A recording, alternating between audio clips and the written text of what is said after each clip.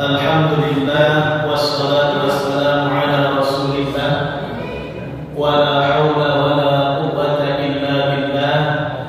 Allahumma shalli wa sallim wa karim wa 'azzim wa zid wa barik wa tarham wa tahannan ala 'abdika wa habibika wa rasulika nabiyyina al-karim Muhammad bin Abdillah wa ala alihi wa azwajihi wa dhurriyyatihi wa ashabihi wa man tabi'ahum bi ihsan ila yaumiddin. Amma ba'du. Yang sama-sama kita hormati Ketua DKM Musalla Alfiyah Al-Istiqamah beserta jajarannya. Ini nama musalla, Masya Allah. Sebenarnya nama musalla ini perak. Kenapa saya sebut perak? Sekelas Syekh Abdul Qadir Al-Jilani yang punya banyak kitab, diantaranya Sirrul Asrar, kitab yang beliau karang. Beliau pernah memberikan nasihat kepada murid beliau yang waktu itu 5 tahun itu murid membersamai Syekh Abdul Qadir Al-Jilani. 5 tahun bareng gak pernah pisah antara guru dan murid. Sampai di tahun kelima ini murid mulai berani ngomong ke gurunya Syekh Abdul Qadir Al-Jilani. Apa kata muridnya? Wahai tuan guru, tuan Syekh, kata orang engkau wali, kata orang engkau hebat, punya banyak karomah, namamu tersebar di mana-mana, harum semerbak laksana bunga. Tapi kenapa ya Syekh, 5 tahun kita bersama, saya tidak pernah sekalipun melihat adanya keistimewaan dan karomah pada dirimu. Syekh Abdul Qadir Pak dibilang begitu sama muridnya kaget. Cerita ini dimuat ada di dalam tulisan namanya Rihanatul Tasawuf. Dikisahkan dialog antara murid dengan guru. Syekh Abdul Qadir langsung panik, kaget, langsung bertanya, hal ra'aitani taraktu amran min awamirillah atau fardhan min furudillah?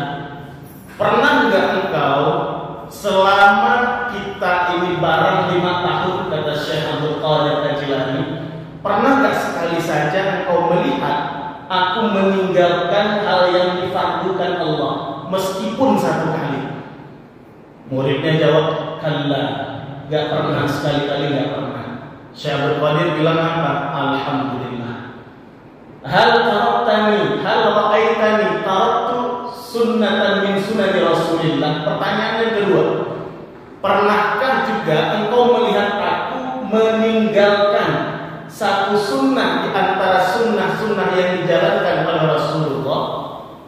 Muridnya jawab, la, enggak pernah, wahai tuan guru. Nah, keluarlah ucapan Syekh Abdul Qadir, ketahuilah bahwasannya yang lebih mahal daripada karamah itu adalah keistiqomahan. Itu kata-kata yang sering kita dengar, al-istiqamah khairun min alfi karamah. 1 keistiqomahan lebih baik dari 1000 karamah. Nah, ini musola namanya gak tanggung-tanggung, Bang. Alfiyah al-istiqamah, ribuan keistiqomahan. Masya Allah, berat itu. Tapi gak apa-apa, yang namanya doa tetap harus melanjutkan. Yang namanya doa tetap harus dipanjatkan. Mudah-mudahan Allah kabulin. Amin aja dulu. Amin. Yang penting amin aja dulu. Insyaallah. Amin. Nah, ini benar alfiyah istiqomah tadi. Waduh, ini bahaya. Gak bahaya tak? Bahaya. Nah, aman. Amin mengalir dulu. Tapi insyaallah itu jadi doa. Amin. Ya. Siapa tahu di bulan Rajab, ini kan bulan Rajab Pak, salah satu bulan haram, hurmah, terhormat. Berarti apa? Bulan ini nilainya beda dengan bulan-bulan yang lain. Bulan Rajab setara dengan bulan Dzulqa'dah, bulan Dzulhijjah, dan juga bulan Muharram. Setara mereka ini. Ya, demikian yang disebutkan di dalam hadis Rasulullah SAW yang bersumber dari sahabat namanya Abi Bakrah beda, Abu Bakar As-Siddiq beda dengan Abi Bakar. Dari situ Rasulullah menjelaskan bahwasannya jumlah bulan ada 12 bulan dalam siklus 1 tahun, kata beliau. Tapi ingat, minha arba'atul hurum, 4 diantaranya istimewa, terhormat. Thalathatun mutawaliyah, 3 disebutkan secara beriringan, 1 terpisah. Mana? Dzulqa'dah, wa Dzulhijjah, wal Muharram, terakhir Rajab Mudhar alladzi baina Jumada wa Sya'ban. Hadisnya sahih. Ya. Jadi ini mumpung doa kita langitkan di salah satu bulan yang memang Allah berikan keistimewaan, mudah-mudahan Allah ijabah segala macam doa-doa dan minta-minta kita semua. Kemudian yang kedua, sholawat cinta dan salam rindu senantiasa tercurah limpahkan kepada baginda Nabi Muhammad SAW, dengan lisan kita basah menyebut-nyebut nama beliau. Allahumma shalli wa sallim ala sayyidina Muhammad wa ala ali sayyidina Muhammad. Hadirin yang dimuliakan Allah Subhanahu wa taala, ini kali pertama tempat taklimnya rada beda. Kemarin tahun lalu, udah setahun Pak ya, tahun lalu, iya, di atas lantai 2. Nggak tahu tahun ini ada perubahan lebih baik untuk semuanya, berada di lantai 1. Dari 2 pindah ke 1, insya Allah.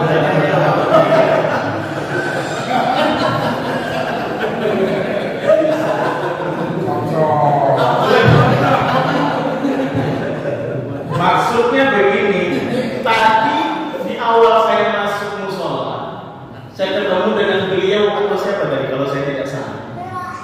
Beliau Pak Haji nanya, buka nggak Pak Ustadz pintunya? Saya buru-buru naik ke yang lantai 2 ini. Saya buka Pak, bukan di situ Pak Ustadz. Sudah pindah ke lantai 1. Kenapa? Ini yang tua-tua, orang-orang tua kita nggak sanggup naik ke lantai 2. Nah itu makanya saya bilang, perpindahan dari lantai 2 ke lantai 1 insya Allah lebih baik. Namanya perubahan ke arah yang lebih baik. Lebih baik buat semuanya. Jadi yang kakinya udah mulai getar-getar naik tangga, ya sudah mulai merinding di skop pas di lantai 1 ini kan gampang aksesnya. Itu maksud saya. Alhamdulillahirabbil alamin. Baik. Insyaallah kita lanjutkan agenda ngopi kita. Saya melihat itu yang di-share sama DKM itu air ngopi. Ya, ngopi ternyata bukan sembarang ngopi, ngobrol perkara iman. Tapi malam hari ini khusus saya agak ngopinya beda dikit. Ngopinya agak rada-rada kental, ngopinya agak rada-rada pahit. Apa itu ngopi ngobrol politik Islam? Karena ini babnya tanggung jawab Pak. Saya di mana-mana, khutbah di mana-mana saya sampaikan di atas mimbar. Karena rasa tanggung jawab itu bukan persoalan Pak Ustadz. Masa Ustadz, Kiai, Habib kok ngomong politik? Lah kalau mereka kagak ngomong politik, makanya yang ngomong politik siapa? Emang preman ngomong politik ada yang marah nggak? Kagak ada Pak. Emang koruptor ngomong politik ada yang marah? Kagak ada. Sekalinya Ustadz, Kiai, Habaib ngomong masalah politik dibilang jangan Pak Ustadz. Jangan ngomong masalah politik. Udah urusin aja cara cebol, urusin aja cara istinja, urusin aja cara bersihin najis pakai batu. Ini kan kacau. Padahal agama Islam adalah agama yang punya sifat syumuliyah namanya. Makna syumuliyah artinya komprehensif, itu mencakup segala hal, semua aspek. Itu Islam. Makanya Islam mengatur mulai dari urusan yang kecil sampai kepada urusan yang besar.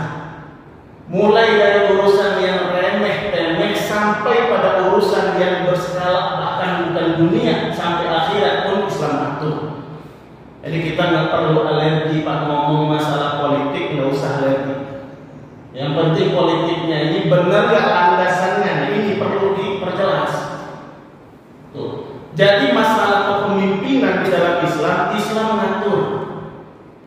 mengatur. Salah satu hadis Nabi Shallallahu Alaihi Wasallam menjelaskan. Kata Nabi apa? Ini tertulis di dalam kitab ya Sunan Abi Daud ada. Jadi dijelaskan ya hadisnya itu bunyinya idza kana thalathatun fi safarin. Kalau ada 3 orang lagi safar, lagi dalam perjalanan maksudnya. Apa kata Nabi? Falyu'ammiru ahadahum. Maka angkatlah salah satu di antara yang 3 ini, Pak, jadi pemimpinnya. Supaya apa? Para ulama mensyarah hadis itu maknanya supaya tahu siapa yang mengambil qarar atau keputusan. Ini cuman masalah jalan 3 orang suruh satu mimpin. Nah ini kalau masalah kepemimpinan coba mau berapa orang, berapa ratus, berapa juta yang akan dipimpin. Masa Islam nggak ngatur itu? Jadi Islam ngatur semuanya Ustaz ya. Mulai dari urusan cebok, mohon maaf, fikih, urusan cebok sampai urusan pacebok, Facebook, semua diatur. Jadi nggak ada di Islam itu yang ditutup-tutupi, nggak ada. Mulai dari urusan di dalam kamar sampai urusan di luar kamar, semua diatur oleh Islam. Nah lantas bagaimana Pak Ustaz? Islam memerintahkan pemeluknya. Kita nggak bicara umat di luar umat Islam kan? Ini khusus kita ini untuk pemeluk agama Islam saja. Bagaimana Islam mengatur? Pemeluknya dalam rangka menentukan calon pemimpin yang harus dipilih. Ada beberapa ketentuan, syarat, standar yang Islam tunjukkan, agama ajarkan. Katanya orang Islam, tapi nggak percaya sama kitab sucinya. Al-Quran bilang kiri, Al-Quran bilang ngalor, dia ngidul. Ini kan kita kacau. Rasulullah bilang boleh, kita bilang enggak. Agama bilang jangan, kita bilang iya. Ini kacau semua kita. Makanya di Al-Quran dijelaskan, di hadis Nabi dijelaskan, bahkan para ulama menyebutkan di antara standar kita memilih pemimpin, baik itu levelnya DPRD, baik itu levelnya itu tingkat provinsi, mau DPR RI, DPD RI, bahkan presiden, wakil presiden sekalipun. Ini nanti Pak yang saya sampaikan coba dilihat aja mana yang lebih cocok nih untuk DPRD. Kayaknya yang lebih sesuai nih, kayaknya si fulan. Kayaknya yang provinsi yang lebih cocok kayaknya si fulan. Simpulkan aja nanti dari standar-standar yang ada. Pertama, Islam menyuruh pemeluk agama Islam itu sendiri untuk memilih pemimpin yang seakidah, seiman, sekeyakinan dengan dirinya.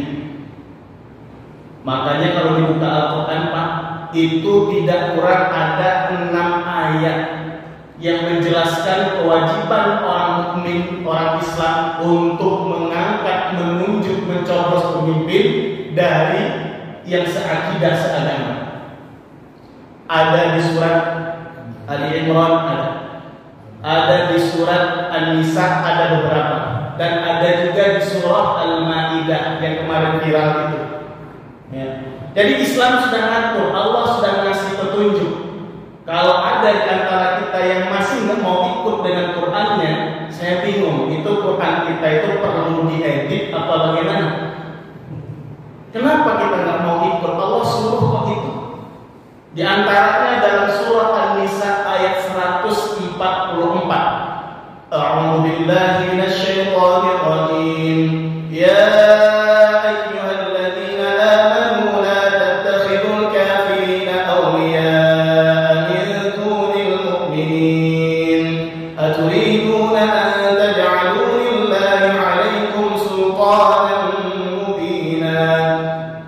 Allah katakan, wahai orang-orang yang beriman, jangan kau menjadikan, jangan kau mengangkat, jangan kau mencoblos. Ini kalau dunia sekarang bisa diartikan jangan nyoblos. Siapa? Orang-orang kafir, orang-orang non-muslim. Diangkat jadi apa? Jadi aulia. Nah ini kan masalah baru muncul Pak, kata aulia ini. Mulai di otak-atik artinya, mulai musibah dari situ. Ada yang mengartikan Aulia kan asal katanya wali. Ada wali murid, ada wali santri, ada wali kelas, ada wali asrama, macam-macam wali. Tapi saya wali karena saya wali asrama pesantren. Ya. Jadi ada yang mengartikan wali itu artinya teman dekat. Ada yang mengartikan wali itu artinya adalah pengawal atau pendamping setia. Tapi ingat, kata wali juga merupakan kata yang dipakai asal katanya itu untuk penyebutan kata wilayah. Wali wilayah itu sama Pak huruf-hurufnya. Wilayah. Ma makna wilayah? Wilayah punya arti kawasan daerah. Sekarang kan udah jadi bahasa kita. Wilayah ya wilayah mana? Bekasi sonoan dikit. Wilayah artinya apa? Pemimpin di sebuah wilayah dan kawasan. Makanya Allah katakan, wahai orang-orang yang beriman, janganlah engkau memilih, mohon maaf, orang non-muslim diangkat jadi pemimpin, kemudian mencampakkan orang-orang yang beriman yang seakidah dengan kalian. Aturidu an taj'alu lillahi 'alaikum sultanan mubina, kata Allah. Allah kasih warning ultimatum.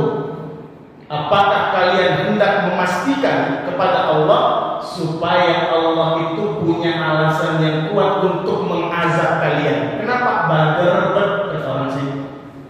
Udah disuruh jangan milih pemimpin yang beda agama, masih milih. Bader-ber. Bader, bader, gitu. Kata orang ini bader. Iya, hati-hati. Pak Ustadz, berarti ini kan politik sara. Orang sekarang begitu. Politik sara, ini politik identitas negatif. Kata siapa? Ini merupakan perintah ayat-ayat suci yang diakui dan dijamin oleh ayat-ayat konstitusi. Jadi nggak ada yang melawan hukum negara, nggak ada. Justru di Undang-Undang Nomor 29, baik ayat 1 terutama ayat 2-nya, itu jelas disebutkan bahwasannya warga negara itu berhak untuk memeluk agamanya dan menjalankan urusan keyakinan ibadah agamanya sesuai dengan keyakinannya. Dan ingat, di dalam Islam seluruh aspek itu bernilai ibadah. Jadi jangan dipersempit ibadah hanya sholat. Kata siapa ibadah hanya sholat? Ditambah habis itu puasa, ditambah habis itu zakat, baca Quran, sedekah, hanya itu ibadah? Enggak. Seluruh aspek kehidupan seorang muslim itu adalah ibadah. Jadi nggak usah ragu, nggak usah takut. Hari ini kan banyak yang takut bersuara, nanti dianggap rasis, nanti dianggap sara, nanti politik identitas. Kata siapa? Yang diatur oleh Al-Quran hanya umat Islam. Pun begitu Pak. Kalau ada saudara kita yang non-muslim, dia milih pemimpin yang seagama dengan mereka, kita nggak boleh risih, kita nggak boleh protes. Itu hak demokrasi mereka, jangan kita ganggu gitu. Pun demikian, kalau umat Islam ini wajib memilih pemimpin yang seagama, itu pun jangan diganggu-gugat. Kenapa? Perintah agamanya Al-Quran yang suruh. Jadi kalau misalnya ada lagi nanti habis ini warga di sini yang milih pemimpin non-muslim, saya udah nggak ikutan. Nanti kalau di akhirat jangan nyari saya. Saya misalnya udah di surga Firdaus, habis itu disuruh turun. Kenapa? Ada jamaah Alfiyah Istiqomah pengen ketemu. Saya tanya dulu urusannya apa? Urusan Pilpres 2024 saya gak ikutan. Saya nggak kenal gitu. Ya, jadi hati-hati. Syarat pertama, Islam mengajarkan pilihlah pemimpin yang seagama, jangan yang lain. Ya. Kemudian yang kedua, pilihlah pemimpin yang punya sifat dan akhlak yang terpuji. Ini kalau kita buka Pak, ada namanya kitab As-Thimarul Yani'ah, syarah dari kitab Riyadhul Badi'ah. Jadi kalau kitab Riyadhul Badi'ah itu kitab yang dikarang oleh Syekh Muhammad bin Sulaiman Hasbullah Al-Makki. Itu maha gurunya orang Indonesia, ulama Indonesia. Ada lagi kitab namanya As-Thimarul Yami'ah. Ini kitab syarahan dari kitab guru itu. Siapa yang nyarah? Yang mensyarah itu ulama kita dari Banten. Makanya mungkin ada yang pernah dengar namanya Syekh Muhammad bin Umar Nawawi Al-Bantani, orang Banten. Ini kalau dari Bogor Al-Bogori, ya Al-Bogori. Kalau misalnya dari Medan Al-Maidani, dari Palembang Al-Palembani. Iya, dari mana lagi? Dari macam-macam, tinggal tambahin aja ke ujungnya. Nah, dalam kitab itu memang kitab itu genre-nya itu jenisnya kitab fikih. Tapi yang unik dari kitab itu di awal mula babnya itu dijelaskan tentang akidah. Dijelaskan di situ tentang rukun iman, rukun Islam itu dijelaskan. Bahkan dijelaskan tentang sifat-sifat wajib, mustahil, jaiz bagi Allah, bagi para rasul dan bagi para malaikat. Nah, ini nyambung. Bagaimana sifat-sifat akhlakul karimah yang hendaknya dimiliki oleh seorang pemimpin? Nah, di situ juga ada disebutkan. Ini sudah viral. Yang pertama, pemimpin yang punya sifat as-sidqu. Punya sifat as-sidqu. Orangnya disebut siddiq. Apa itu as-sidqu? Artinya orang yang jujur, orangnya benar. Itu yang harus dipilih. Lawannya apa? As-sidqu lawannya al-kadzib. Ma ma'na al-kadzib? Doyannya dusta, bohong. Yang dikerjain A, ngomongnya Z. Yang dikerjainnya satu, yang dikerjain lain, yang diomongin lain. Lain di mulut, lain di hati itu. Dan lihat profil pemimpin itu. Bisa nggak omongannya dipegang? Jujur nggak orangnya? Dilihat itu. Kenapa Rasulullah bersabda, "Alaikum bisidqi." Hendaklah kalian, kata Nabi, berperilaku benar, berperilaku jujur. Fa inna sidqa yahdi ilal birri. Karena sesungguhnya kejujuran itu akan menghantarkan kalian kepada kebaikan. Wa innal birra yahdi ilal jannah. Sedangkan kebaikan, kata Nabi, dapat mengantarkan kalian kepada surganya Allah Subhanahu wa ta'ala. Jadi pilih Pak pemimpin yang jujur. Visi misinya jelas. Jangan pilih pemimpin lain yang diomongin, lain yang dikerjain. Hati-hati. Kita ini kan giliran di kampanye ini digombalin dikit goyah. Kata orang sekarang kalau kampanye, Masya Allah, Pak Ustadz, kalau Pak Ustadz dukung saya, nanti lautan akan saya ubinin, langit saya plafonin. Kacau orang sekarang itu Pak, pengen suara apa aja diomongin. Hati-hati, ya hati-hati. Pilihlah pemimpin yang pertama punya sifat as-sidqu, orangnya jujur, komitmen, dapat dipercaya omongannya. Jangan pilih yang al-kadzib. Kenapa? Kalau al-kadzib ini mah repot. Repot ngomong-ngomong. Repot kita. Yang diomongin katanya mau nanam misalnya di Wakanda. Di Wakanda. Nanamnya singkong, panennya jagung. Ya, itu kan apa itu yang terjadi? Ya, itu bukan di sini, di sana jauh. Gitu. Ya, jadi hati-hati, pilihlah pemimpin yang punya sifat as-sidq. Kemudian yang kedua, pilihlah pemimpin yang punya sifat tabligh. Ma makna tabligh? Tabligh artinya menyampaikan. Tapi makna tabligh yang lebih jauh apa? Berani menyampaikan yang hak itu memang hak, yang hoax itu memang hoax. Jangan dibolak-balik. Kalau ada pemimpin yang mencela-mencela, yang hak disebut hoax, yang hoax dia sebut hak, berarti itu kacau. Pilih pemimpin Pak yang berani speak up, ngomong apa adanya, berani menyebut yang batil itu batil, yang betul itu betul. Jangan pilih pemimpin yang beraninya yang betul dibilang batil, yang batil disangka betul, jangan. Hati-hati. Makanya Rasulullah SAW pernah berpesan kepada sahabat namanya Abu Dzar Al-Ghifari.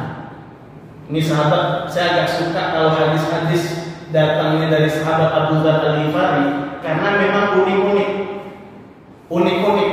Jadi modelnya kayak Ausati Khalili, kekasihku memberikan nasihat kepadaku. Memang agak beda sedikit ya dengan sahabat Abu Dzar Al-Ghifari. Di antaranya apa? Rasulullah berwasiat kepada Abu Dzar Al-Ghifari, apa kata Nabi? Qulil haqqa walau kana murran. Sampaikanlah kebenaran itu, fakta itu, sampaikan fakta itu memang fakta meskipun terasa pahit ataupun menyakitkan. Sampaikan apa adanya. Ini hadis disahihkan oleh Al-Imam Ibnu Hibban. Jadi pilih pemimpin yang punya sifat yang kedua, namanya adalah tabligh. Berani nyampein yang benar itu benar, yang salah itu salah. Enggak tunduk di ketek siapa-siapa. Ini kan awalnya ngomong berani, tiba-tiba disentil sedikit, langsung cicing wahid kata orang Sunda, diam 1000 bahasa. Ini nggak bisa. Lawan dari tabligh apa? Lawannya adalah kitman. Ma makna kitman? Kitman punya arti orang yang menyembunyikan fakta, orang yang menyembunyikan keberaniannya sehingga nggak punya cukup keberanian untuk bicara, nggak punya keberanian untuk membantah kalau yang salah itu salah, ikut arus saja. Nah ini banyak terjadi Pak, banyak yang tersandra. Saya nggak usah sampai jauh-jauh ke sana, ya spillnya tipis-tipis aja, banyak yang tersandra. Tuh, jadi udah berapa? Udah 2 sifat yang harus dimiliki seorang pemimpin. Kemudian yang ketiga, pilihlah pemimpin yang punya sifat al-amanah. Al-amanah. Ma makna al-amanah?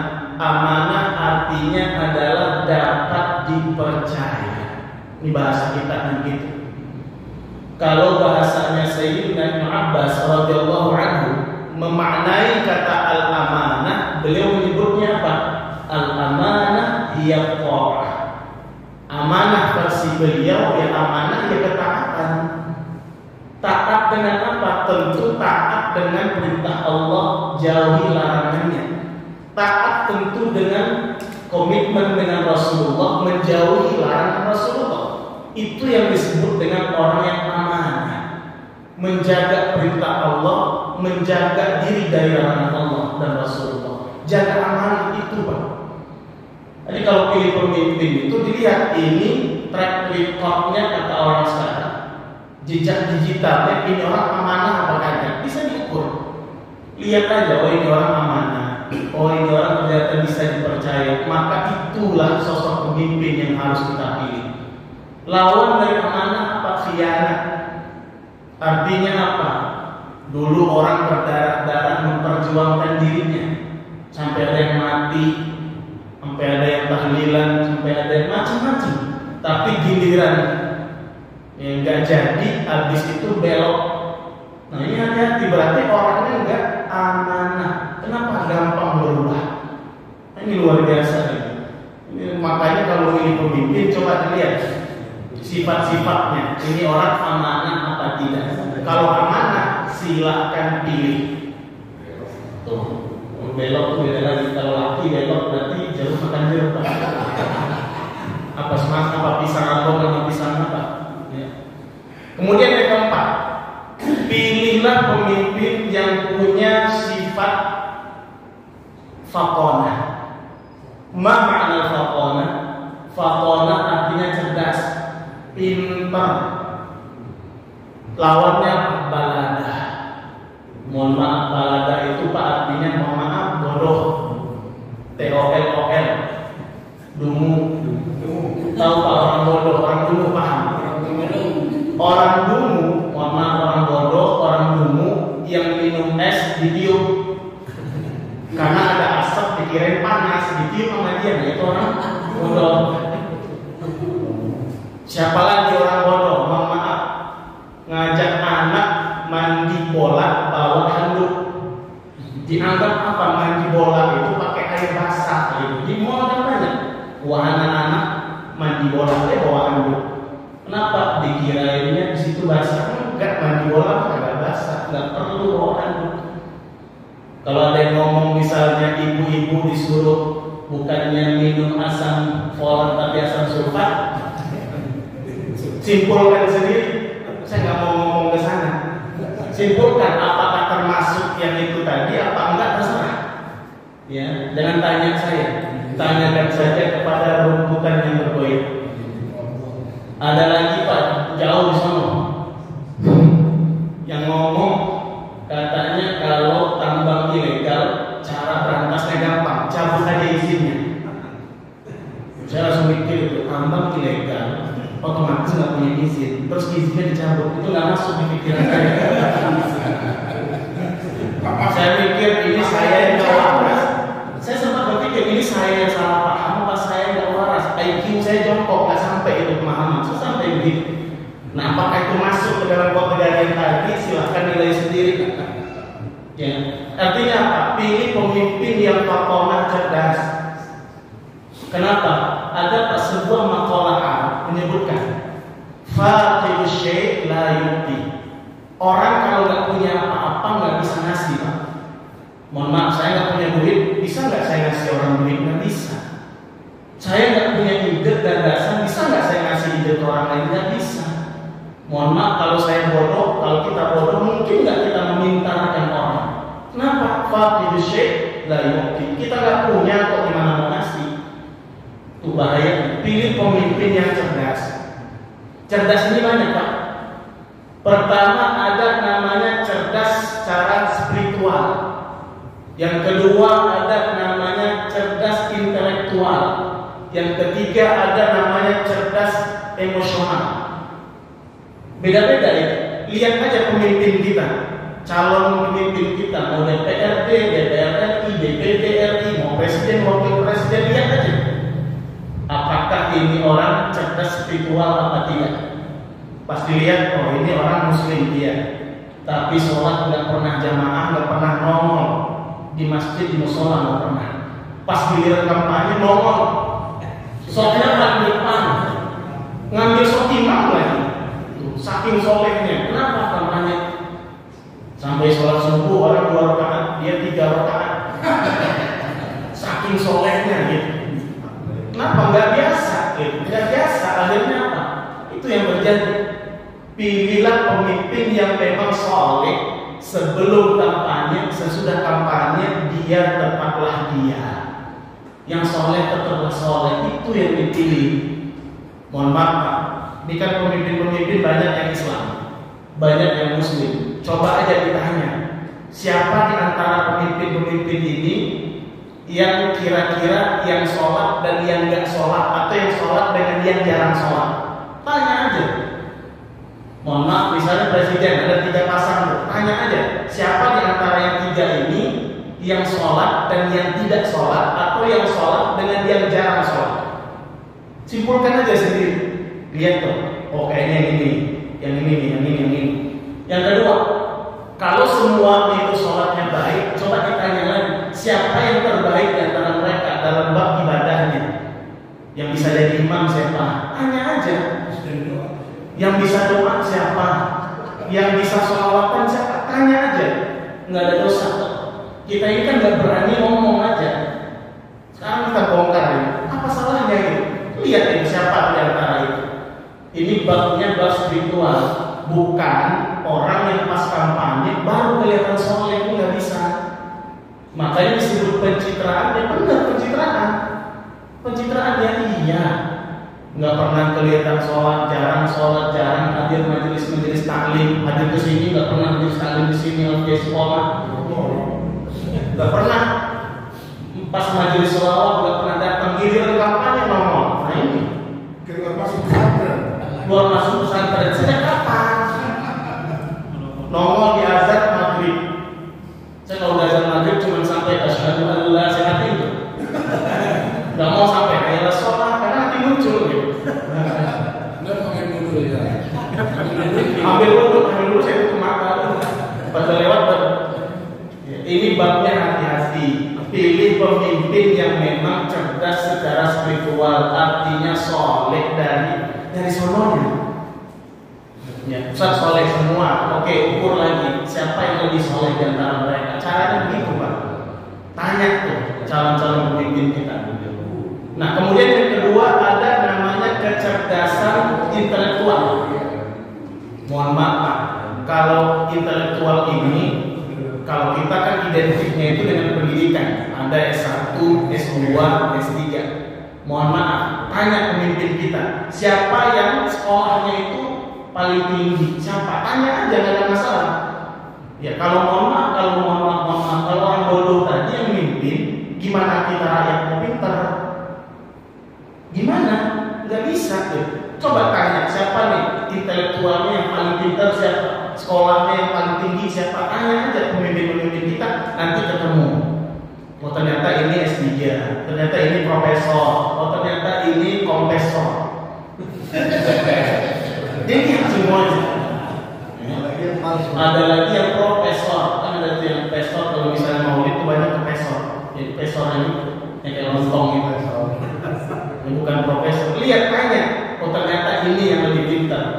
Mohon maaf, kalau saya melihat calon presiden, ini saya bongkar saja. Saya melihat kalau misalnya lebih pintar presidennya daripada wakil, itu yang komposisi yang pas. Tapi jangan sampai wakilnya lebih pintar dari presidennya, itu kacau. Pilih pemimpin yang seimbang, at-tawazun namanya, jadi seimbang. Calon presiden itu Pak wajib lebih pintar dari wakil.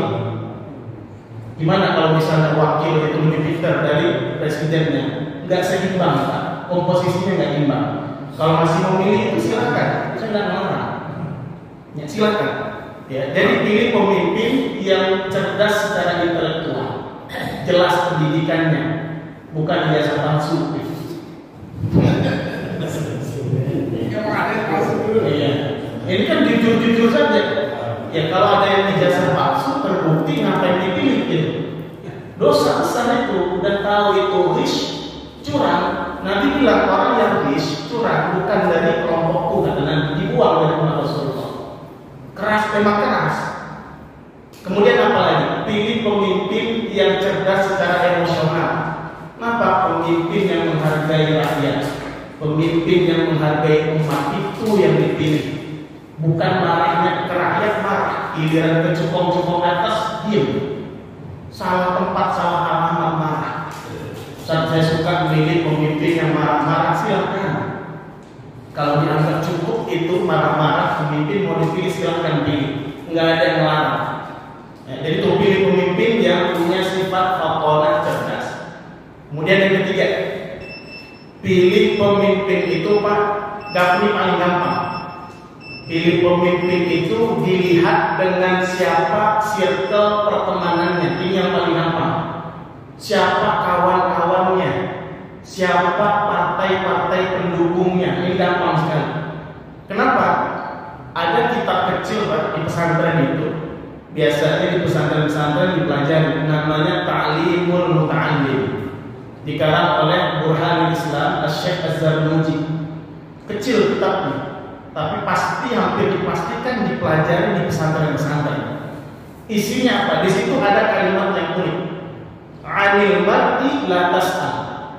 Seseorang itu, kata Syekh Zarnuji, nggak perlu ditanyain langsung ke orangnya. Bagaimanakah Anda? Seperti apakah sifat Anda? Seperti apakah kepribadian Anda? Nggak perlu ditanya. Wasal an qarinihi.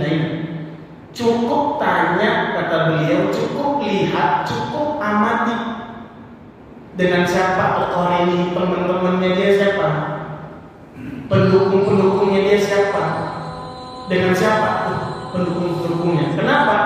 Kata Syekh Zarnuji, fa inna qarina bil muqarini yaqtadi. Karena Pak Muhammad, sahabat dengan sahabat, teman dengan teman, tabiatnya pasti sama. Sama gitu, persis sama. Makanya ada yang disebut perilaku pendukung akan ikut perilaku yang didukung. Makanya nggak usah heran kalau misalnya pendukungnya itu hobinya senyum. Kenapa yang dipimpin, yang didukung hobi senyum? Ada lagi misalnya yang hobinya urakan seradak seruduk, ya. Kenapa? Coba aja lihat dia dukung siapa? Biasanya pengaruh. Ini dikonfirmasi oleh hadis Nabi sendiri. Bisa dibuka, ya. Di hadis Sahih Bukhari ada, Sahih Muslim pun ada. Al-arwah junudun mujannadah, kata Rasulullah. Ruh-ruh manusia itu, jiwa-jiwa manusia itu, bahkan manusia-manusia itu, Pak, ibarat tentara-tentara, serdadu-serdadu yang akan kumpul dengan kelompoknya masing-masing. Tuh. Nabi selanjutnya apa? Fama ta'arafa minha talaf. Ruh-ruh itu saling kenal, jiwa-jiwa orang manusia itu saling kenal dengan yang sama, ritmenya sama dia. Wa matana kalau minha talaf. Kalau nggak nyambung, nggak terkoneksi antara golongan orang tertentu dengan orang tertentu, nggak bakal bisa nyambung. Artinya apa? Orang baik hanya akan nyambung sesama orang baik. Orang jahat hanya akan ngumpul dengan orang jahat. Itu maksud hadis itu. Coba aja dilihat, makanya kalau orang jahat biasanya didukung oleh orang jahat pula. Kalau orang baik biasanya didukung oleh orang baik pula. Kenapa? Nyambung. Sangat jarang terjadi orang jahat didukung oleh orang baik, itu jarang terjadi. Ada, tapi kaedahnya nggak begitu. Nah ini hati-hati. Jadi kalau kita ini masalah keberpihakan. Berpihakan. Ada pilihan, silakan milih yang mana. Tapi ingat, kita punya panduan. Al-Quran, hadis, ulama-ulama menyebutkan kita sebenarnya gampang tinggal ikut saja. Coba lihat nanti sosok pemimpin. Ternyata dia didukung oleh para ulama-ulama yang tulus, bukan ulama-ulama fulus. Sekarang Pak Sus ngebedain ulama yang tulus pakai T dengan ulama fulus pakai F. Lihat aja mana, oh ini 01 didukung ulama ini, 02 didukung ulama ini, 03 didukung ulama ini. Lihat aja mana ulama-ulama yang banyakkan yang benernya di mana, itu maksud saya. Karena ulama sekarang, Pak, mohon maaf, sekarang kan sudah viral. Pesantren-pesantren didatangi, kiai-kiai terutama yang punya banyak follower didatangi. Bahkan ada, Pak, nggak nanggung-nanggung, tinggal nih kasih kunci pesantren, kalau mau mobil operasional pilih mau apa, mau apa silakan, silakan kiai. Kiai kalau mau nggak usah sebutin saya dukung 0 berapa, nggak usah. Yang penting skill aja dikit-dikit. Nah ini uang-uang perkenalannya Pak Kiai 3 miliar. Gimana nggak keder gitu? Dan saya nunggu-nunggu di rumah nggak ada datang. Ada yang datang gitu. Iya, karena nggak terkenal. Itu yang dicari, itu yang tokoh-tokoh. Jadi saya beruntung, saya merasa bersyukur. Alhamdulillah saya bukan orang yang terkenal. Makanya saya baru paham hikmah yang disebutkan oleh Sufyan Ats-Tsauri. Beliau pernah nyebutin apa? Kalimatnya indah, pendek tapi maknanya dalam. Saya pernah baca beliau menyebutkan begini. As-sa'adah, kebahagiaan yang sejati, letaknya di mana? Fi alla yuhibba ayyu'rafa. Kebahagiaan yang sejati, kata beliau, manakala seseorang itu sudah tidak lagi ingin viral, sudah tidak lagi mengejar popularitas. Nah, ketika orang itu sudah nggak mau dikenal orang, sudah nggak ingin cari popularitas, itulah kebahagiaan yang sejati. Kenapa? Aman dari godaan-godaan yang banyak.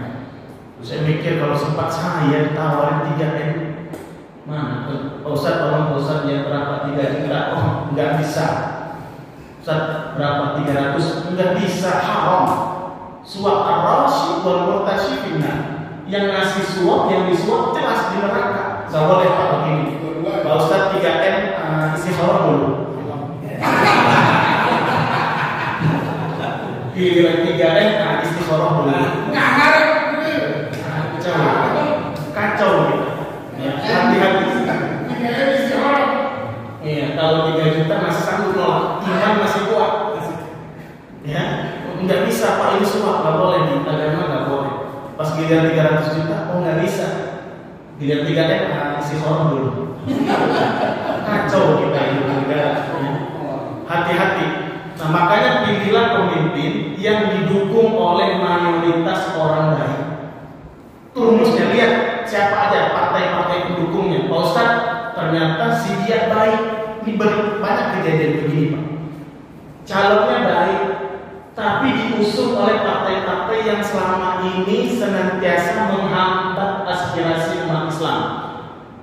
Sampai bilang saya menyesal didukung umat Islam, saya nggak butuh suara umat Islam. Giliran sekarang masih dipilih, saya bingung gitu Pak. Bingung saya. Apalagi landasan memilih itu apa? Terang-terangan. Nah ini kita harus cerdas, harus pintar. Itu maksud saya. Saya kemarin pernah ngisi tafsir ya di sebuah masjid yang unik Pak. Saya lihat itu jalanan masuk perumahan itu sudah tebel banget itu jalanan. Sampai saya tanya sama pengurus masjid, Pak itu kayaknya kemarin jalanan kagak setinggi itu. Saya tahu nggak kenapa? Iya, caleg banyak datang, katanya mana nih yang mau beresin. Akhirnya itu sebenarnya jalanan rusak. Ada Pak Ustadz yang ngecor jalannya, nambelin udah bersih bagus. Gak lama setelah itu seminggu datang lagi caleg partai lain, kepala burung atau partai apa? Datang lagi Pak Ustadz. Kepala burung datang lagi dia. Mau datang terus gimana? Karena sudah nggak ada lagi Pak Ustadz yang rusak, akhirnya jalanan tadi yang sudah bagus tebelin lagi sama dia Pak Ustadz. Udah 2 orang. Nggak lama 2 minggu setelah itu datang lagi caleg dari partai yang lain, partai pohon atau apa gitu. Ngelihat udah nggak ada lagi yang diberesin, mau tebelin lagi. Saya pikir Pak, kalau demikian ada yang udah di stok nanti itu nanti takutnya 1 meter ke atas ya bilang gitu. Ini luar biasa. Ya. Hati-hati milih pemimpin. Terakhir, ada sebuah nasihat dalam kitab namanya Pak Min Fiqh Daulah fil Islam. Kitab Fikih Daulah fil Islam ditulis oleh Syekh Dr. Yusuf Al-Qaradawi. Beliau bilang apa? Umat Islam yang memilih pemimpin, yang mencoblos pemimpin itu nanti jadi syahadah persaksian di hadapan Allah antara dirinya dengan apa yang dia pilih. Semua akan ditanya, dipertanggungjawabkan di hadapan Allah. Kata beliau itu, kalau kita tahu ini orang gak baik, kemudian kita tetap milih dia, akhirnya dia berkuasa, kita nanggung akibatnya, babak belur nanti. Pasti. Pak Ustadz saya nggak tahu mana yang baik, diajarkan oleh ulama-ulama ini loh yang baik, tapi tetap nggak mau ikut, kena nggak kena nanti dasarnya. Kena. Makanya tanggung jawab kita itu bukan memenangkan orang enggak.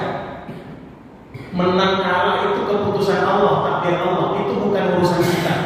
Urusan kita cuma satu, pastikan kita berpihak memilih pemimpin yang benar. Itu tugas dan tanggung jawab kita. Masalah menang nggak urusan. Sekalipun misalnya saya percuma milih dia, nggak bakal menang, nggak ada urusan.